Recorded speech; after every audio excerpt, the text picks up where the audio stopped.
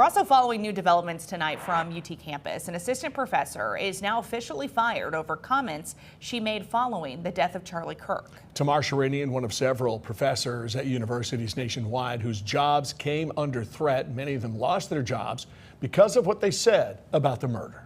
Our Harry Sullivan joins us in the First Alert Center tonight.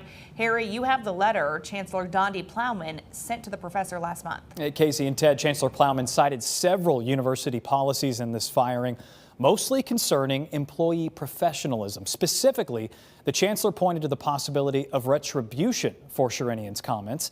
In that letter, Plowman says, quote, "I understand that you believe your unfortunate social media posting to have been private, but within 48 hours, millions of people associated your words with the university." She went on to say, if your message had advocated a political position or engaged in civil debate, I would have had a different perspective. Instead, your words celebrated a gruesome murder which horrifically took place on a college campus similar to our own. The letter itself, filed in federal court, part of an ongoing lawsuit between Shirinian and the university. A district judge has set a trial for that lawsuit for next year. The court previously denied her request to return to the classroom as the suit moves forward in court. Shirinian has argued that her comments were in fact private, that the university had no right to fire her. So we're just now getting this letter, but that court date set for next year, so still a lot to come out in this case, guys. Not the end of this story, Harry. Thank you.